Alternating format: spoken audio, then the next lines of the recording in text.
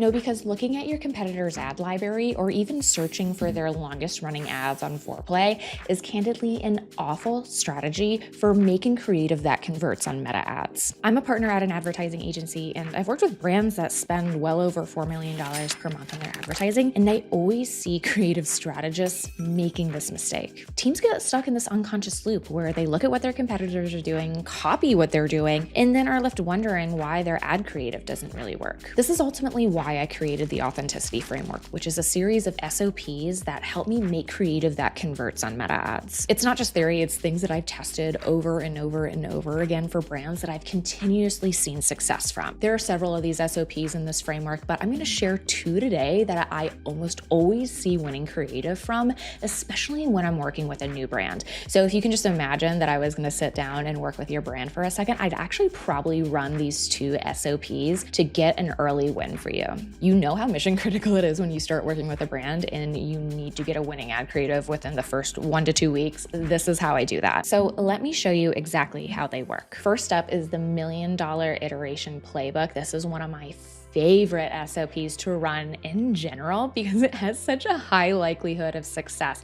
Now, the ad creative that I've made using the standard operating procedure has had millions of ad dollars spent and even millions more generated in revenue. Now, the first thing you're going to do here is identify your top performers for the ad account. And really, this is going to be a confluence of what is getting the most spend, aka the algorithm winner, and also what's getting the most amount of purchases. Typically, I'll concentrate on the last 30 days performance, but if it's a new brand that I am working with, sometimes I'll go all the way back a year or even the maximum amount of data within the account. And once you identify those creatives, be sure to look for patterns in terms of formats and creators and messaging and anything else that you see as a through line through those creatives. Step number 2 is going to be to test your low-hanging fruits, aka your quick messaging tests. For video specifically, I will look through the entirety of the video and see if there are any hooks that might be interesting that hadn't been tested before.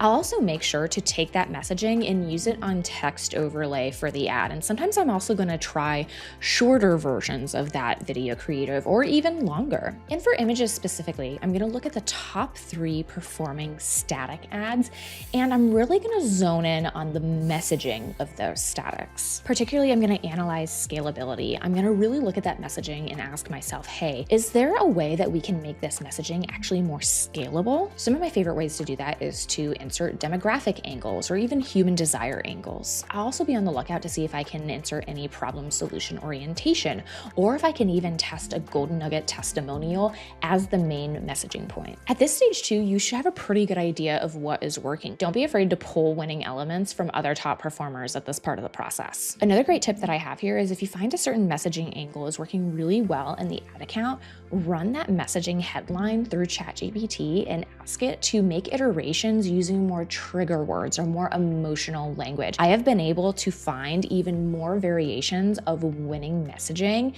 using that exact prompt. And number 3 is to take your messaging learnings and test it on different formats. So essentially, take the messaging that you know that works and try applying it to a radically different format. One of my favorite ways to do this is to actually look at what works well on UGC and take those hooks and text overlay within the first 3 seconds and translate that into a static image and vice versa. It really does work both ways. I found that this is one of the easiest ways to inject creative diversity into an ad account with a high likelihood of success since you're already using something that is proven. And something that's interesting for you guys to know, I actually spent 2 days at the Meta offices last week where they actually shared that the new Meta algorithm, which is called Andromeda, and this is mostly for ASC campaigns, so it's not exactly applicable to CBO or ABO campaigns, aka manual campaigns, but the Andromeda algorithm actually only really recognizes creatives that have unique visual differences as true creative diversity. So those messaging tests aren't really going to be seen as creative creative diversity, even though they could be targeting wildly different people. Now, it's still my opinion that you should do the low-hanging fruit test, do those messaging tests, but it just emphasizes how important it is to have that visual variety in your ad account. One of my favorite strategies recently is to actually take winning UGC creative, use the green screen effect, and inject a new setting or something that's oddly satisfying in the background of that creative. Another tactic that I like to use is actually to switch out the demographic entirely in the first 3 seconds to literally try and target a whole new group of people. Again, Meta's new algorithm really prefers visual differentiation, and Storyblocks just makes that a lot easier for you, especially if you're in a pinch. And the best part is that it's 100% legal for you to use, even in ad creative, which hasn't always been the case with some of the things that I've seen AI generating. Stay safe out there, folks.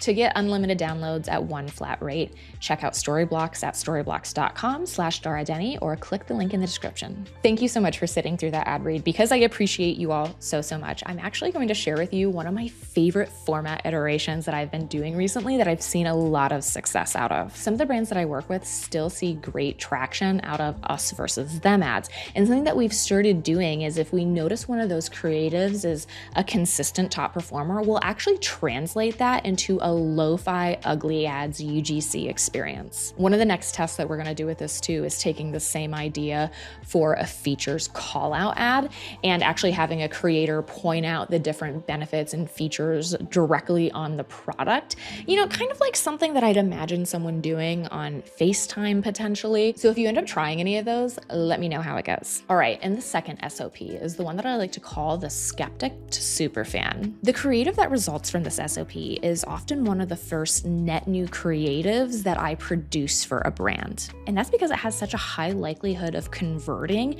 especially for paid social. Now, the first thing you're gonna do here is collect and categorize your ad comments. And it's really important that you're doing this specifically for your ad comments. So I would actually go through your top 10 to 15 ad creatives and pull a big selection of all of the comments there, from everything ranging from people that loved the product to also people who are a little bit more skeptical, especially the people that are a little bit more skeptical. You're gonna create a spreadsheet that has all these comments, and honestly, sometimes I just paste the comments right there and I'm not really categorizing them or anything. Just keep it simple. The next thing that you're gonna do is you're gonna take all of those ad comments, run them through ChatGPT, and ask it to do 2 things. You're gonna ask it to pull golden nugget testimonials as well as objections that people have before they buy. And I would really identify the top 3 objections that people have. Step number 3 is optional, but highly recommended. You're going to go and find your authentic customer testimonials. So now instead of looking at the ad comments, you're gonna go mostly to your website reviews. And specifically what you're gonna look out for is customer testimonials that specifically address that objection. So maybe they're gonna mention that initial skepticism that they had and eventually what got them to purchase. I will say that we are really looking for positive experiences here. And I would really try to find testimonials that have really specific information, like time frame, results, previous failed attempts. And then you're going to develop ad creative around that specific objection. Now, something that I've done in the past is actually when I am doing the messaging tests from the previous SOP that we talked about, sometimes I will also inject some of this new objection-focused messaging into those tests as well, specifically on images, if it makes sense. This is also a really great first angle for any type of creator content. And my tip here is to really be sure that you are using the customer's exact phrasing around the specific type of objection. And another hack that I have here is to use that TikTok response bubble. And especially if you're doing creator content, include specific facts, figures, and transformation details. Now, the real secret to winning creative, and this is something that my business partner and I talk a lot about when building creative tests for our clients, is every single time you are putting a creative forward for review or you're putting it out there in the ether to be tested by Meta ads, you need to have evidence for why you think it's going to perform. And to be honest, the fact that your competitors did it, or even the fact that it was running a long time on foreplay, is actually probably the weakest form of evidence out there. Granted, it still is evidence, and I'm not saying that there is not a place for competitor research, because there absolutely, absolutely is. If you want me to make a video or show you my SOP for that, I'm happy to. But to be honest, there are so many factors that go into maybe why a brand was running a specific piece of ad creative for so long that often doesn't have anything to do with how well it was actually converting net new customers. Maybe they were running it in a retargeting campaign because there are still people who do retargeting campaigns.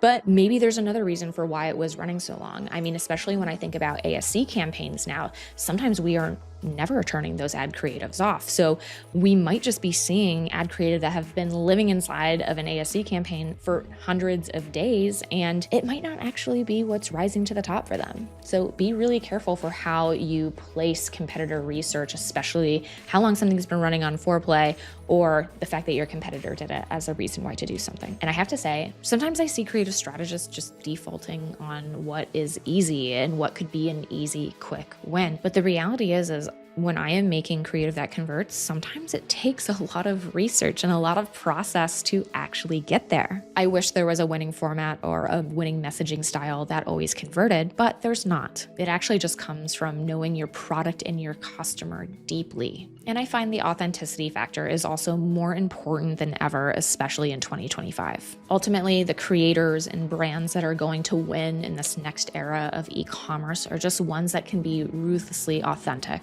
And I know that because you made it to the end of this video, you're very likely one of those people. Let me know which one of these SOPs you're going to try out first, and I'll see you next week. Love you, bye.